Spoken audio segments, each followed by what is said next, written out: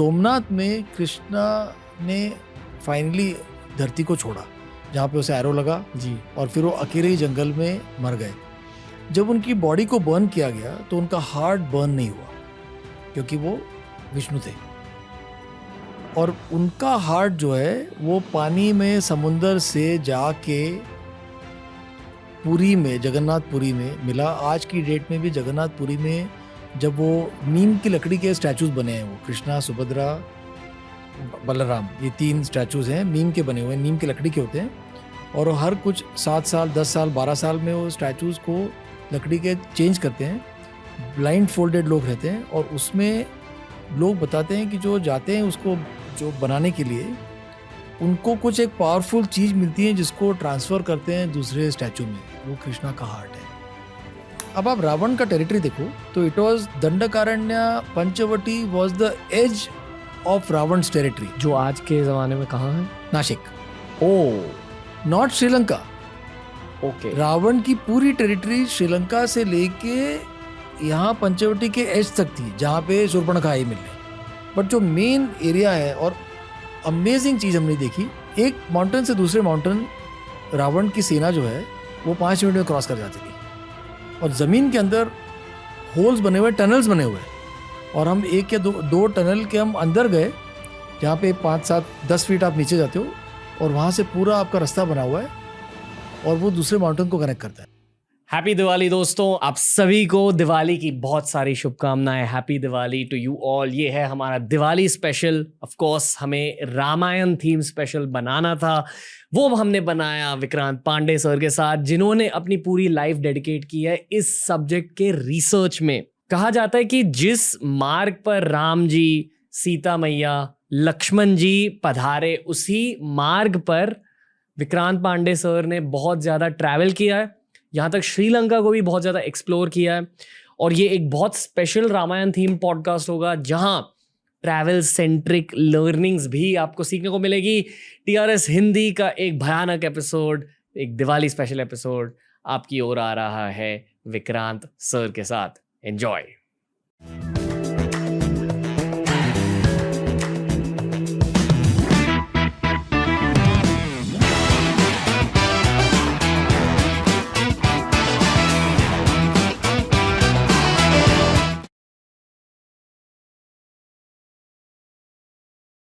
Vikrant Pandey sir, TRS Hindi में आपका स्वागत है। वैसे हमने काफ़ी सारे रामायण थीम्ड एपिसोड्स किए हैं, पर इस एपिसोड के लिए मैं कुछ ज़्यादा एक्साइटेड हूँ। आपने एक बहुत ही स्पेशल बुक लिखी है जी। उस बुक के बारे में थोड़ा सा बताइए सर ऑडियंस को, फिर लोगों को पता चलेगा कि मैं क्यों इतना ज़्यादा एक्साइटेड हूँ इस एपिसोड के लिए।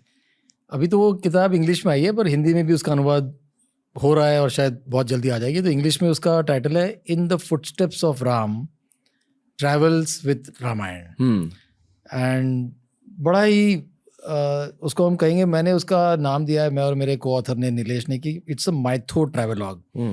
माइथोलॉजी में वर्ड यूज़ कर रहा हूँ, वैसे तो इतिहास है वो, पर कॉमन फ्रेम में बहुत लोग उसको माइथोलॉजी भी कहते हैं, महाभारत और रामायण को, जो गलत है एक्चुअली, बिकॉज इट इज़ इतिहास। मैं तो बिलीव करता हूँ कि वो इतिहास ही है।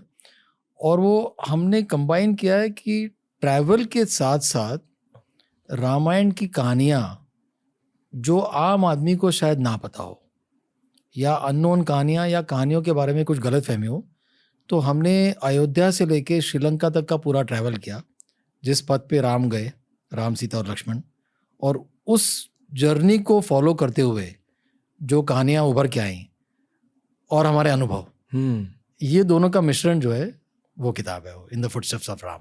सबसे जो स्पेशल अनुभव था उसके बारे में थोड़ा सा बताइए, जो आपके दिल में एकदम बैठ गया।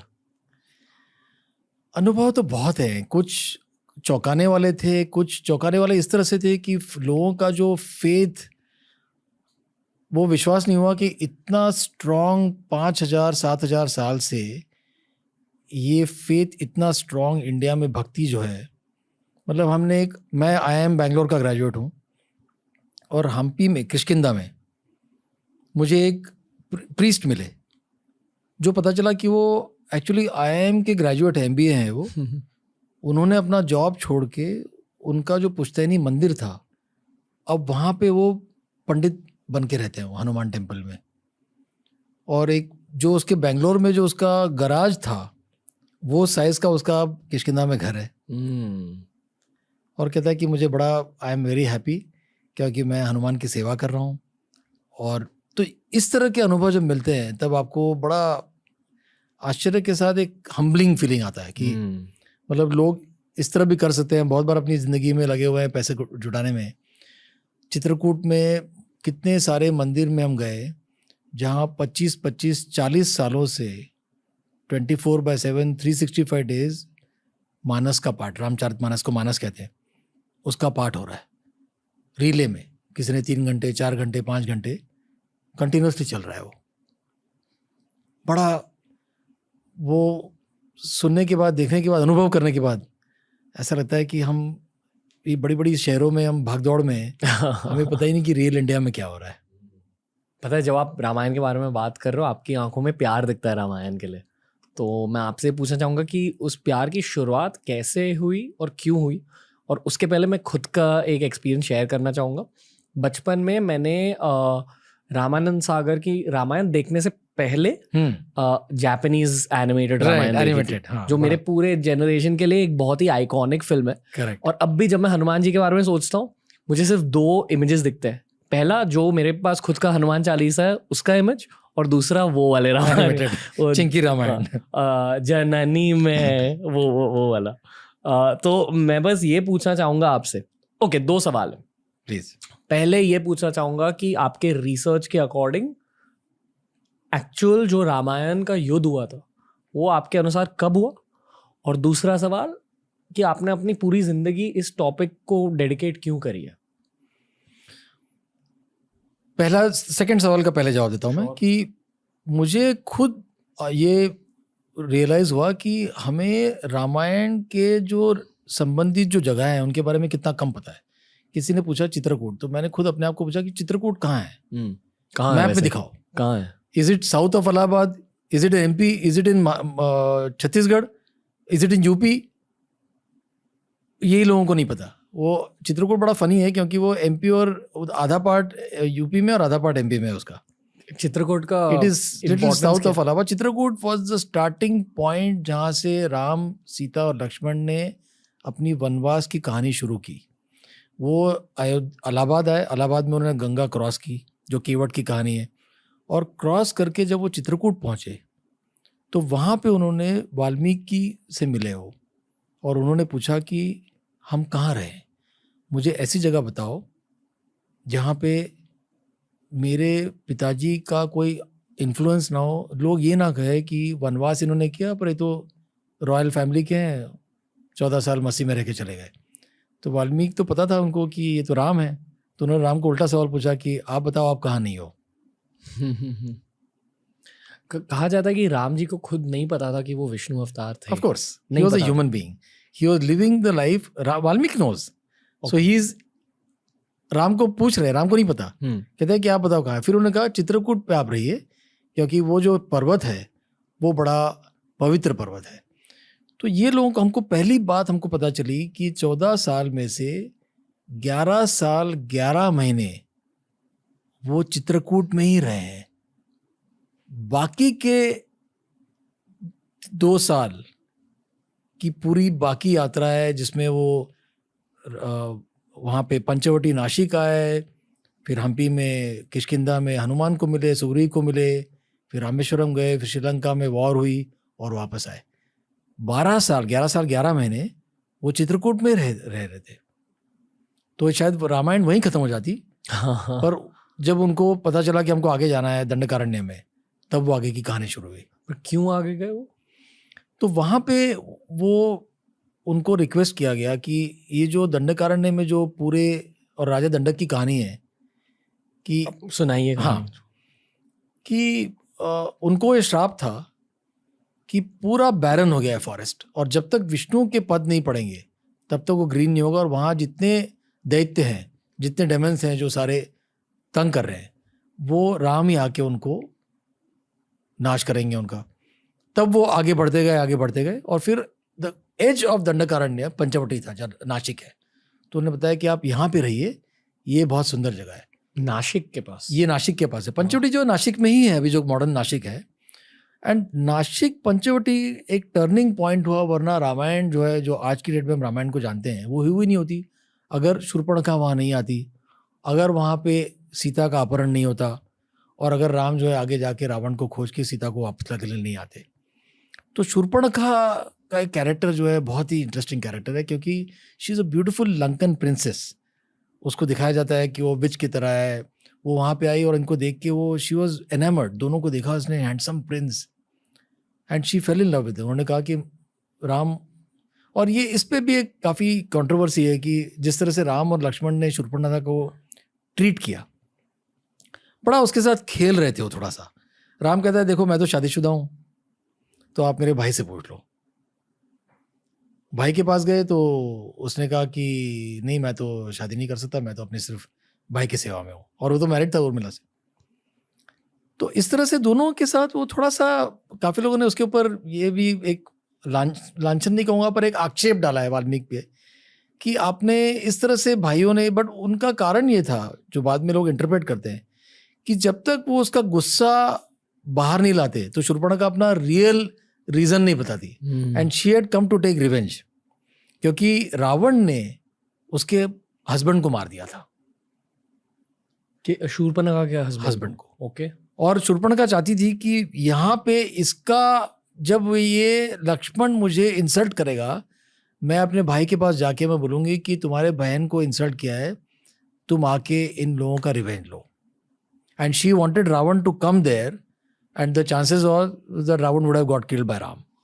बट रावण ने उसको ट्रिक की कि उसने मरीच को भेजा, और फिर वो राम जो है वो डियर के पीछे गए। यहाँ पे एक बहुत इंटरेस्टिंग कहानी है जो हमको पता चली पंचवटी में आने के बाद। सबने लक्ष्मण रेखा का नाम सुना होगा, मतलब कहानी जी। और लक्ष्मण रेखा जैसे इंग्लिश में उसको कहते हैं कि इट्स अ मेटाफर, हमारे हम यूज करते हैं कि आप लक्ष्मण रेखा क्रॉस मत करो। वाल्मीकि रामायण, तुलसी रामचरितमानस, कंब रामायण, ये तीनों में लक्ष्मण रेखा का वर्णन ही नहीं है। ये लक्ष्मण रेखा जो है ये बाद में लोगों ने इसे जोड़ा है, मसाला डाला। कारण है उसका। अगर आप देखो कि तुलसीदास जो है वो अकबर के वक्त अराउंड 16th सेंचुरी में थे, 1500 समथिंग। उस समय की सोशियो इकोनॉमिक कंडीशंस आप देखो तो रामायण जो है ये हरदम ओरल ट्रेडिशन है, लोग राम कथा सुना रहे हैं। आज भी मोरारी बापू गुजरात में राम कथा सुनाते हैं। तो कहानी सुनाते वक्त उस समय की सोशियो इकोनॉमिक कंडीशन मुगल के वक्त ऐसी थी कि आप कैसे दिखा सकते हो कि एक पति अपनी पत्नी को छोड़ के जंगल में अकेला चला गया, जबकि सीता जो है ये तो शिव धनुष ऐसे उठा लेती है, शी इज अ वॉरियर, उसे किसी की प्रोटेक्शन की जरूरत नहीं है। तो वो कहानी में डाल दिया कि लक्ष्मण ने वो अपने एरो से एक, और हमने रामानंद सागर को देखा है कि जैसे ही कोई उसके ऊपर स्टेप करेगा तो आग आ जाएगी। तो रावण जो है लक्ष्मण सीता को कहता है कि अरे आप अंदर से मुझे दो कि आप बाहर आके दो, अतिथि को आप कैसे बुला रहे हो, और वो क्रॉस करके आती है, फिर उसको किडनैप कर लेता है।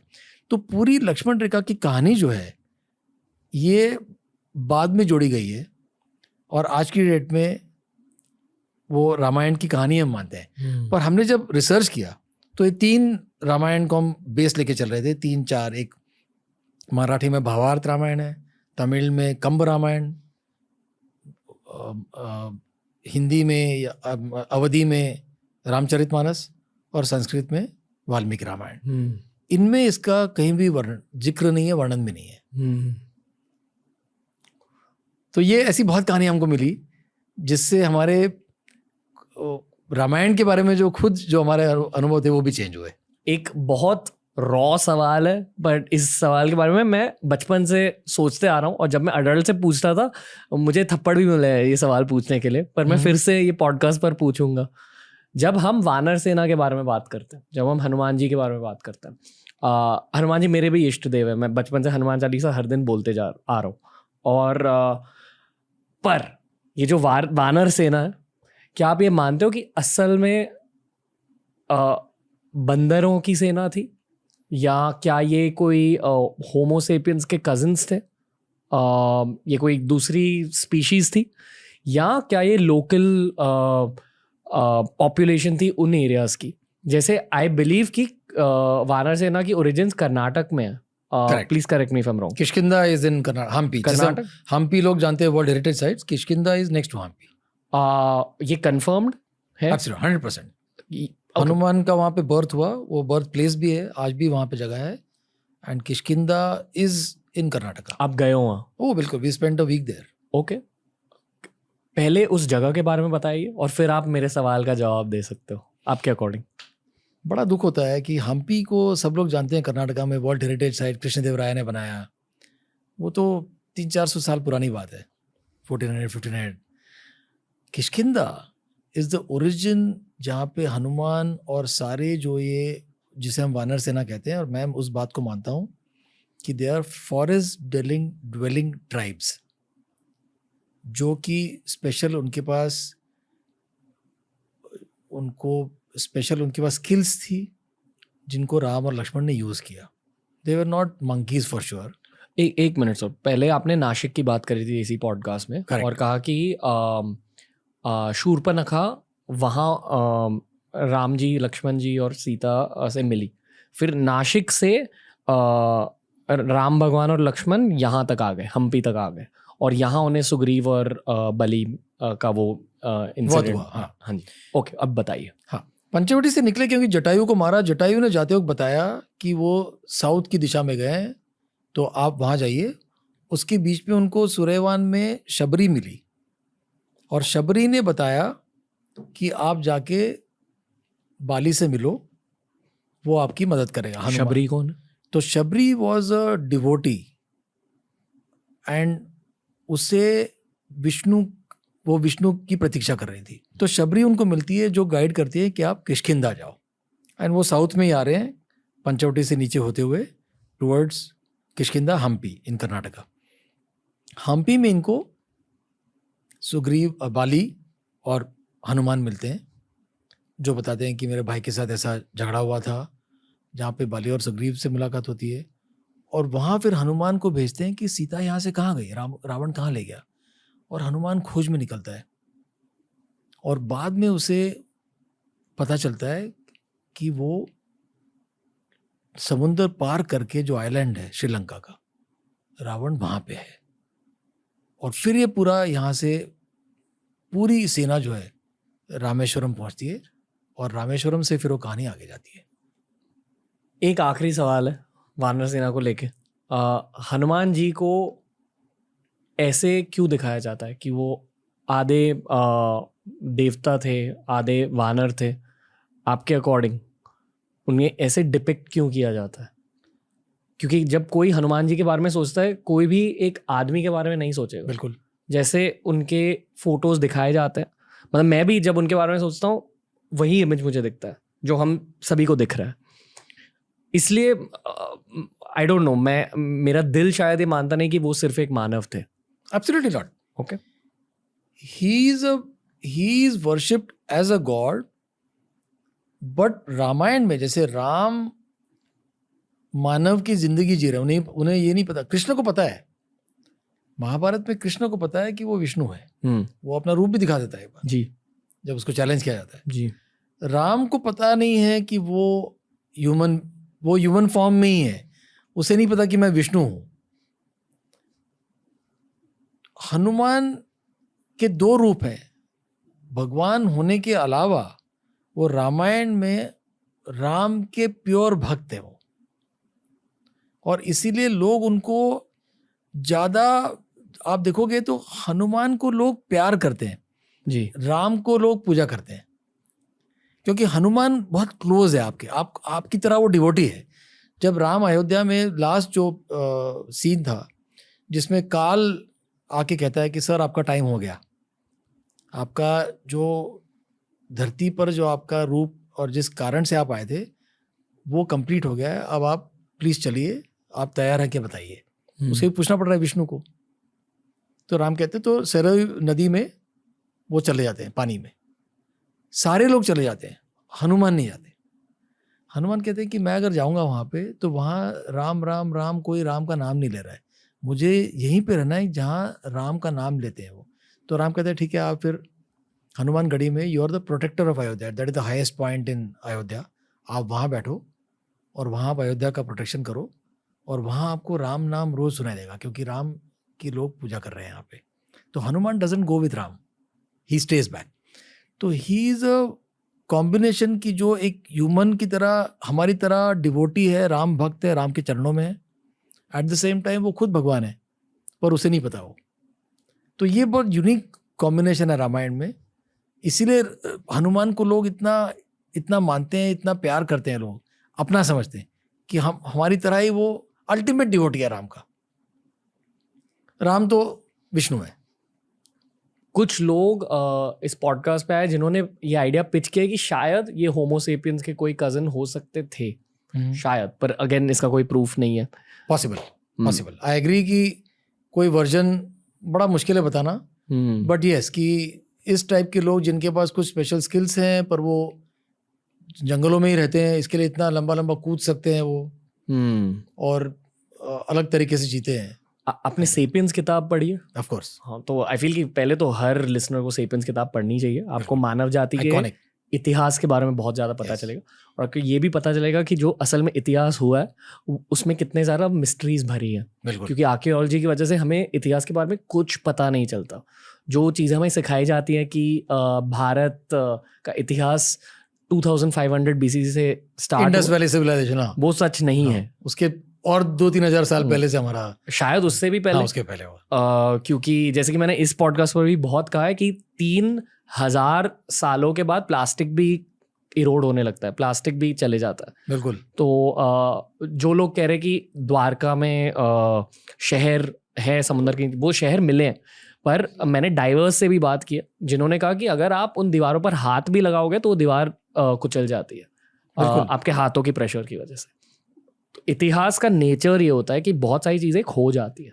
द्वारका से एक कहानी बताता हूँ, बड़ी इंटरेस्टिंग कहानी है। द्वारका से थोड़ा पहले सोमनाथ, जो इंडिया का पहला ज्योतिर्लिंग है, ये एक यूनिक जगह है जहाँ पे ज्योतिर्लिंग शिवा और कृष्णा विष्णु, ये दोनों की बहुत मानता है। क्योंकि सोमनाथ में कृष्णा ने फाइनली धरती को छोड़ा जहाँ पे उसे एरो लगा जी, और फिर वो अकेले ही जंगल में मर गए। जब उनकी बॉडी को बर्न किया गया तो उनका हार्ट बर्न नहीं हुआ क्योंकि वो विष्णु थे, और उनका हार्ट जो है वो पानी में समुंदर से जाके पुरी में, जगन्नाथपुरी में मिला। आज की डेट में भी जगन्नाथपुरी में जब वो नीम की लकड़ी के स्टैचूज बने हैं, वो कृष्णा, सुभद्रा, बलराम, ये 3 स्टैचूज हैं, नीम के बने हुए, नीम की लकड़ी के होते हैं।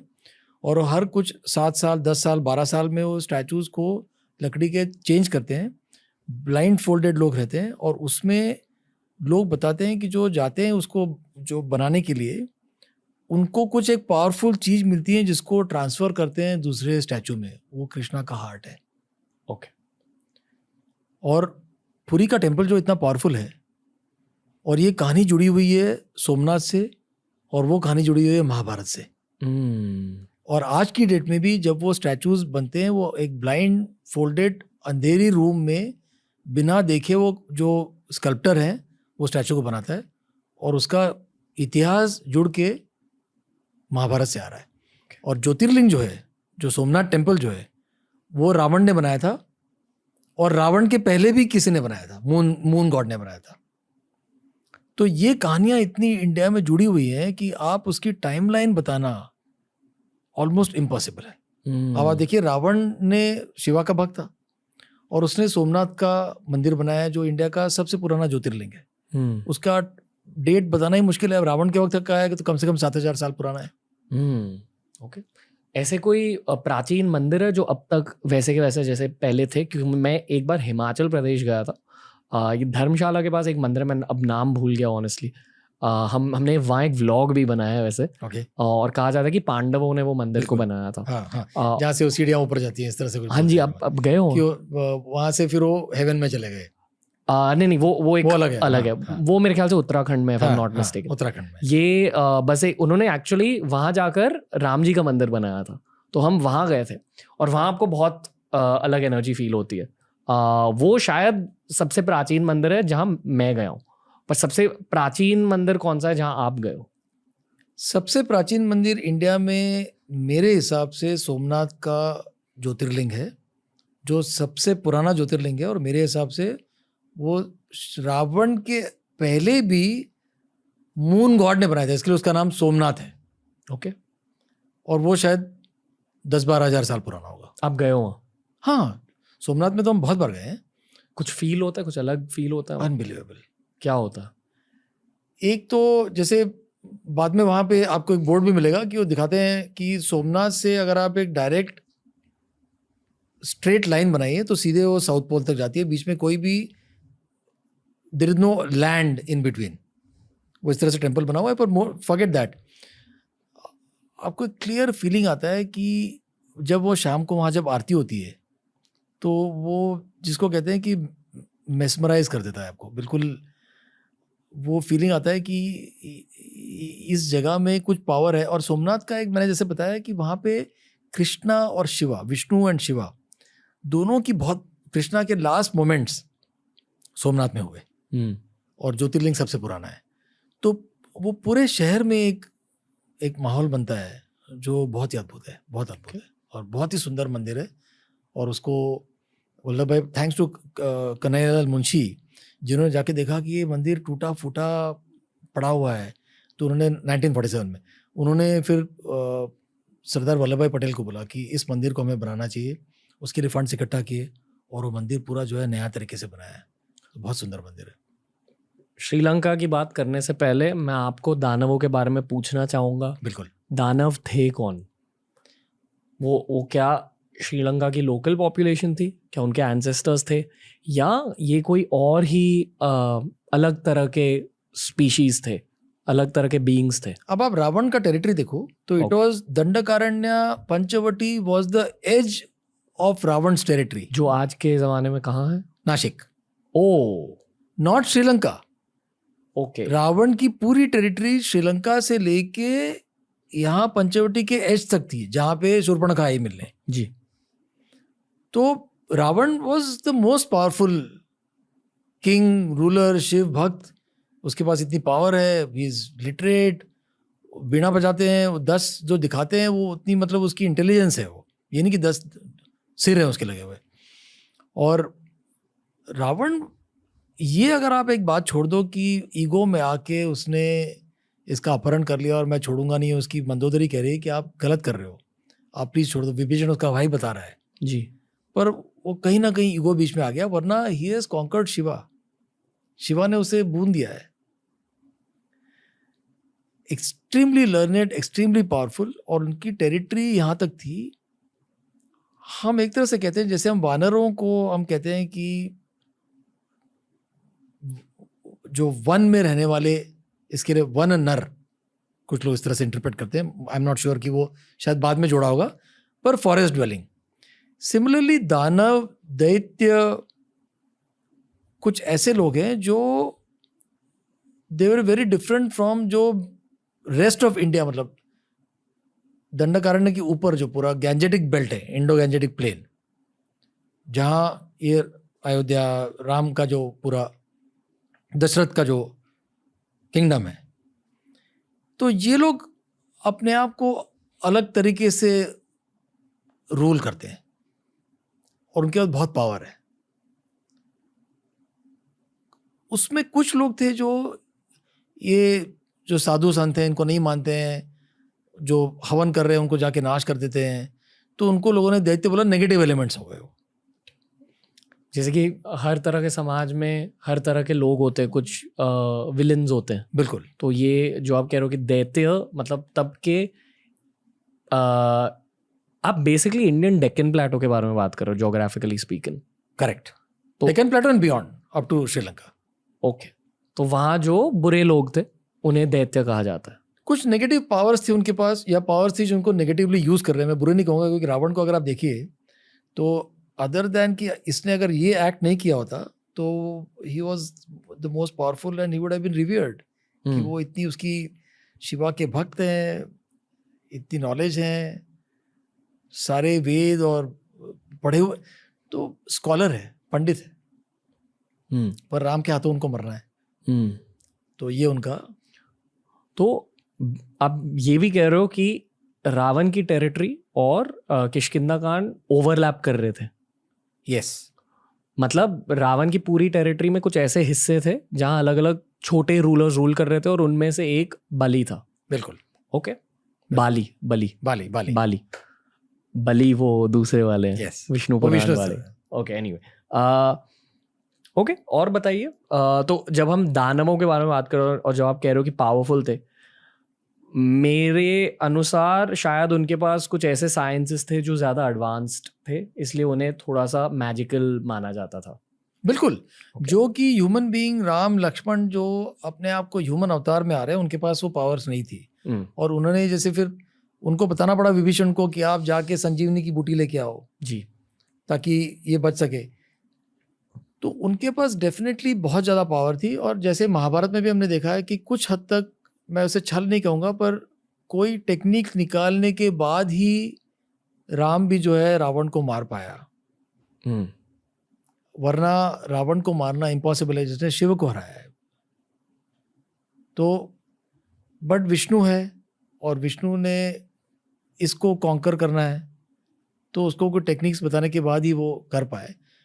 Power wise, territory wise, in all aspects Ravan and the दैत्यज बहुत ज़्यादा पावरफुल है वो नॉर्मल ह्यूमन बींग से कंपैरिजन में. सीता माँ के अपहरण के बाद जब राम जी और लक्ष्मण साउथवर्ड्स जाने लगे तो वो तभी से रावण की टेरिटरी में थे. बिल्कुल. ओके. पर कोई दानवों ने उन पर अटैक नहीं किया तब? नहीं, वहाँ पे रामायण में कहीं भी उसका जिक्र नहीं आता है. शायद एक कारण ये भी हो सकता है कि एक तो इनके मेन जो यहाँ के जो रावण के जो कमांडर्स थे उनको ऑलरेडी राम और लक्ष्मण ने मार दिया है, मरीच को मार दिया. तो अब पूरी कहानी रामेश्वरम तक इनकी जो है वो सिर्फ मार्चिंग की ही है. तो लंका में बेसिकली रावण के किंगडम का कैपिटल था. कैपिटल है. ओके. ठीक. अब बताइए. अब पंचवटी में, सो पंचवटी के बाद थोड़ा नासिक से थोड़ा सा दूर सर्वतीर्थ ताकेड़ करके जगह है, जहाँ लोग मानते हैं कि जटायु को, जब जटायु ने बचाने की कोशिश की सीता माँ को, तो उसका पंख काट दिया और वो वहाँ गिर गया, पर मरा नहीं था वो.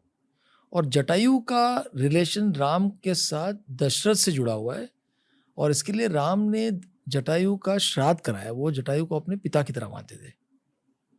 एक उसके और एक कहानी है कि रावण को बताया गया था कि सीता जो है ये आपके वध का कारण बनेगी.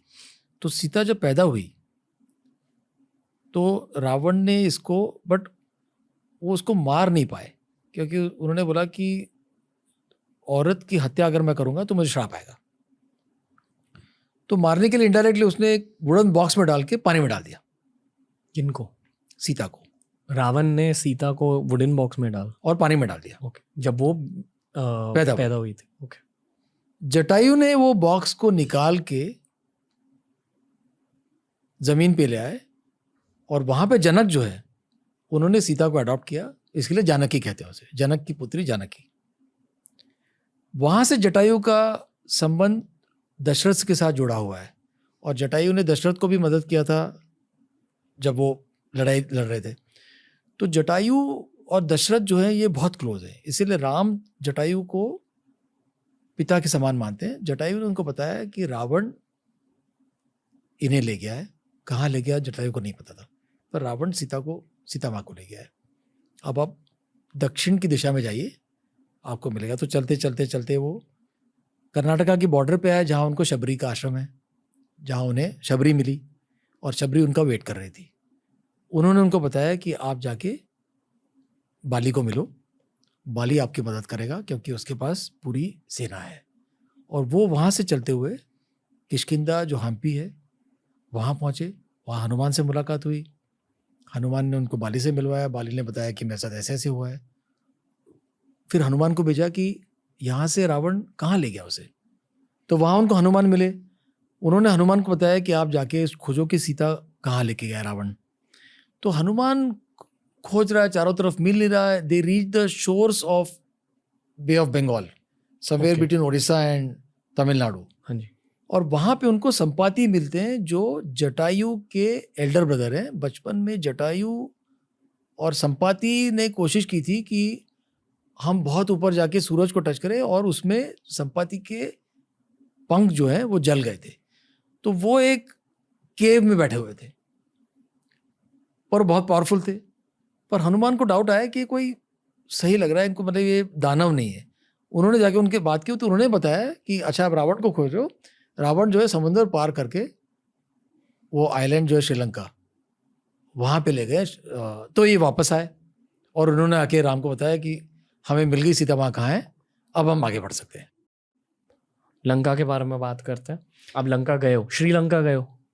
बिल्कुल, हम तो वहाँ 2 हफ्ते वहाँ रहे और राम और रामायण और रावण से जुड़ी हुई जो कहानियाँ हैं, जो जगहें हैं, अशोक वाटिका है जहाँ पे उनकी लड़ाई हुई, जहाँ पे हनुमान पहले लैंड किया अशोक वाटिका में, वहाँ पे उनके फुटप्रिंट भी देखने मिलते हैं। खैर वो अब मतलब कितना बिलीव करो आप उसके ऊपर है, पर स्टोन में फुटप्रिंट बना हुआ है और बड़ा क्लियर दिखता है कि जो रावण की जो टेरिटरी है वो लोग कहते हैं कि Sri Lanka was 5 times bigger than what it is today. जी, ये साइंटिफिकली भी सच हो सकता है क्योंकि सी लेवल्स तब बिल्कुल अलग थे। तो 150 बचा है, 20%। जी, बट जो मेन एरिया है और अमेजिंग चीज़ हमने देखी, और हम तो जाके अंदर देख के आए कि एक माउंटेन से दूसरे माउंटेन रावण की सेना जो है वो 5 मिनट में क्रॉस कर जाती थी, और ज़मीन के अंदर होल्स बने हुए, टनल्स बने हुए, और हम 1 या 2 टनल के हम अंदर गए जहाँ पे 5, 7, 10 फीट आप नीचे जाते हो और वहाँ से पूरा आपका रास्ता बना हुआ है और वो दूसरे माउंटेन को कनेक्ट करता है। और हमारे गाइड ने कहा कि सर आप चलिए 200-300 मीटर आगे आपको एक बहुत बड़ा लेक भी मिलेगा, पर हम जा नहीं पा रहे थे। हम थोड़ा डर भी गए और प्रॉपर गाइडेंस नहीं था, टॉर्च होनी चाहिए, रोप होना चाहिए ताकि ऐसा ना हो कि वहाँ कहीं गिर जाए, और अनऑथोराइज हम एक तरह से जा रहे हैं, तो हमने मना किया। पर वो गाइड जो हैं, कुछ लोग गए हैं, और श्रीलंका में ये ऐसे बहुत सी जगहें हैं जहाँ ये होल्स बने हुए हैं जहाँ से आप एक माउंटेन से दूसरे माउंटेन 5 मिनट में पहुँच सकते हो। एंड फिर हम कुछ केव्स में गए।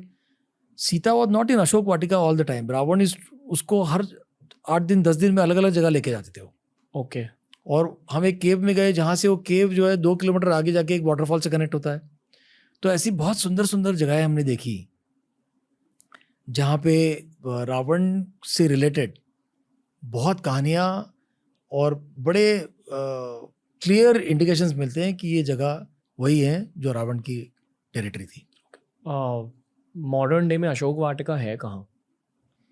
ये साउथ ऑफ श्रीलंका में है, और श्रीलंका में तो पूरी आपकी 10-12 दिन का एक रामायण ट्रेल है। बड़ा सरप्राइजिंग है कि इंडियन गवर्नमेंट आज इसे पॉपुलराइज कर रही है। श्रीलंका में तो आप जाइए तो टूरिज्म डिपार्टमेंट आपको ये 8-10 दिन की पूरी जर्नी पे लेके जाएगा, फ्रॉम ट्रिंकोमली और टी गार्डन से होते हुए you come right up to Colombo, जहाँ विभीषण का कोरोनेशन हुआ बाद में। कोलंबो में ही? कोलंबो से थोड़ा पास में है। और श्रीलंका जब बाद में जब रावण की मृत्यु हो गई तो विभीषण जो है वहाँ के किंग बने। लोग कहते हैं कि वो एक चिरंजीवी है ना, विभीषण, करेक्ट। मतलब आप नर्मदा की परिक्रमा करो तो 7 चिरंजीवियों में एक विभीषण भी आपको मिलते हैं वहाँ। श्रीलंका के लोकल्स मानते हैं कि यही रावण की लंका थी? बिल्कुल। ओके। वो रामायण को मानते हैं? रामायण को मानते हैं। लोगों की गलतफहमी, हमने जाके श्रीलंका में बहुत मंदिरों में बहुत लोगों से मिले कि हम रावण को पूजते हैं। ये बात गलत है, राम को ही पूजते हैं। फर्क शायद इतना है कि वो रावण को कंप्लीटली नेगेटिव नहीं मानते, ग्रे कैरेक्टर मानते। ग्रे से ज़्यादा वो कहते हैं कि बहुत पढ़ा लिखा, बहुत वाइज, बहुत स्कॉलर, जिसने एक गलती की जिसके कारण उसे राम के हाथों मरना पड़ा। आनंद नीलकंठन सर आए थे इस पॉडकास्ट पे, उन्होंने कहा कि जो साउथ इंडिया में रावण के टेम्पल्स है, मंदिर बने हुए हैं, जैसे हम सरस्वती की पूजा करते हैं नॉलेज के लिए और विद्या के लिए, उसी तरह कुछ लोग रावण की पूजा करते हैं नॉलेज के लिए, विद्या के लिए, क्योंकि वो नॉलेज के देवता भी माने जाते हैं। एब्सोल्यूट, मैं वही कह रहा हूँ। तो वहाँ उनको एक रिस्पेक्ट है। ओके। बट समबड़ी जो बहुत बहुत पढ़ा लिखा, बहुत वाइज इंसान, एक गलती की और उसके कारण सारा खत्म हो गया, तो वो इस तरह से मानते हैं। इंडिया में जैसे हम रावण दहन वो जो करते हैं, वो श्रीलंका में उस तरह का नहीं है कि हमने रावण को पूरा नेगेटिव बना दिया। और अब वो व्हाट्सएप पे कहानियाँ चल रही कि 10 आपके इवल्स हैं, वो 10 अवतार, उनको आप डिस्ट्रॉय करो। तो श्रीलंका में उस तरह से नहीं मानते लोग कि रावण इस तरह का नेगेटिव कैरेक्टर है, highly respected, but definitely Ram is the God and Ram की ही पूजा होती है, रावण की पूजा नहीं करते लोग। श्रीलंका में ट्रैवल करने के बाद आप में कुछ बदला as a writer, as a researcher, as a person? एक तो जोग्राफिकली और जो ब्यूटी है श्रीलंका में वो बहुत सुंदर है, बहुत। आप टी गार्डन से जा रहे हो, आप माउंटेन्स में जा रहे हो, आप जो सी साइड, तो आपको जो देखने मिलता है वो एक आपका ट्रैवल अनुभव भी बहुत सुंदर है। बहुत वार्म लोग होते हैं, बहुत वार्म है टूरिज्म वहाँ पे। वही मुझे लगा कि बड़ा दुख होता है कि इंडिया में जो राम की जो पूरी यात्रा है वो जिस तरह से प्रमोट नहीं की। श्रीलंकन टूरिज्म में आप वेबसाइट पे जाइए तो आपको 10 दिन के 12 दिन के आपको पैकेजेस मिलते हैं सिर्फ श्रीलंका से, राम के टूरिज्म से जुड़े हुए, रामायण से जुड़े हुए। और बहुत हॉस्पिटेबल कंट्री है, जिस तरह से आपको वेलकम किया जाता है, जो क्लेनलीनेस है वहाँ पे, जो डिसिप्लिन लोग फॉलो करते हैं, ट्रैफिक के बारे, हर चीज़ में आपको वो इंडिया से बहुत अलग है। वो जेन्युइनली आपको फील होता है कि आप फॉरेन कंट्री में हो। दिखने में हमारे जैसे लोग हैं, बट उनका तरीका एयरपोर्ट से लेके हर जगह पे आपका वेलकम जो होता है, और टूरिज्म के हिसाब से तो श्रीलंका आपको पक्का जाना चाहिए, just to experience not just Ramayan trail but Sri Lanka itself. आपके पूरे ट्रैवल्स में से सबसे ज़्यादा स्पेशल मोमेंट क्या थी आपके लिए? जैसे मैंने बताया कि भक्ति का जो एलिमेंट, जो श्रद्धा का जो एलिमेंट जो सब जगह देखने मिलता है। जैसे एक मैंने बताया कि एक IIM का ग्रेजुएट है पर अभी वो प्रीस्ट बना हुआ है किष्किंधा में, या चित्रकूट में 40-50 साल से कंटिन्यूस मानस का पाठ हो रहा है। ये आपको बहुत अचंभित करता है और उससे एक भक्ति का जो भाव आता है। मैंने तो कहानियाँ नहीं सुनाई, जैसे चित्रकूट में जो कहानियाँ हैं, आप जब वो अलकनंदा उसे कहते हैं, जो नदी के किनारे आप जब वो आरती देखते हो शाम को, वो अनुभव इतना सुंदर है। वहाँ की जो एक छोटी सी कहानी बताता हूँ चित्रकूट की, कि वो इंद्र के पुत्र थे जिन्होंने सीता को देखा, सीता माँ को नहाते हुए, और वो बड़े, सीता सो ब्यूटीफुल, वो बहुत एनामर्ड हो गए। उन्होंने जाके उनको छूना है पर छू नहीं सकते ऐसे, तो कौवा बन के चले गए। अब यहाँ पे देखिए वाल्मीकि रामायण और तुलसीदास कैसे सेम इवेंट को अलग से डिस्क्राइब करते हैं। वाल्मीकि द स्टोरी टेलर, तो वो बता रहे हैं कि उसने जाके उनकी ब्रेस्ट को छुआ। तुलसीदास है, वो सीता मैया है, आई कांट शो कि उन्होंने, तो कहते हैं उसने उनके पैर को चोंच मारी, तो छूना चाहते हैं वो। अब लक्ष्मण ने देख लिया और उन्होंने एरो रिलीज कर दिया। अब वो जाके एरो उसको फॉलो कर रहा है और वो विष्णु के चरणों में, मुझे बताइए। तो कहता है कि देखो एरो तो निकल गया, तो आपको, तो एक जगह वहाँ पे केव है जहाँ पे ये उल्टे लटके हुए हैं, और जो भी अंदर जाएगा उनके सारे सिंस आपको एब्जॉर्ब करने। एज इन आप पर श्राप लग जाएगा? श्राप लग गया नहीं, उसको श्राप लग गया। ओके, आपके श्राप वो ले लेता है? वो ले रहा है, आपके सिंस वो ले रहा है। तो ये उसको श्राप मिल गया, लक्ष्मण ने दिया कि आपको यहाँ पे लटका रहना पड़ेगा। विक्रांत पांडे सर, बहुत मज़ा आया आपसे बात करके, एंड आई होप कि आपको भी मज़ा आया हो आपके एक्सपीरियंसेस और नॉलेज शेयर करके हमारी ऑडियंस के साथ। बिल्कुल, मैं तो चाह रहा था कि बहुत कहानियाँ सुनाऊं, पर मैं ये भी चाहता हूँ कि लोग खुद उन जगहों पर जाएं और खुद अनुभव करें, तब और भी मज़ा आएगा। डेफिनेटली सर, होपफुली हमारी टीम भी वहाँ जाकर व्लॉग्स बनाएगी, तो बिल्कुल, I am looking forward to it. Thank you sir, बहुत कुछ सीखने को मिला आपसे। और यही पॉडकास्ट का चार्म होता है कि जो चीज़ें आपने एक्सपीरियंस की है वो उन एक्सपीरियंसेस के ट्रेलर्स हमें मिल जाते हैं एज पॉडकास्ट लिसनर्स। बिल्कुल, सो थैंक यू सर। तो दोस्तों, ये था आज का Diwali special episode. Once again happy Diwali. जितना हो सके इस एपिसोड को शेयर कीजिए दोस्तों के साथ, और अगर हो सके तो उन्हें कहिए अपने फैमिली के साथ इस एपिसोड को देखने के लिए। This was a family special, Ramayan special of TRS Hindi. ऐसे ही बहुत सारे एपिसोड्स आते रहेंगे आपके लिए. Thanks for all the support. Lots of love.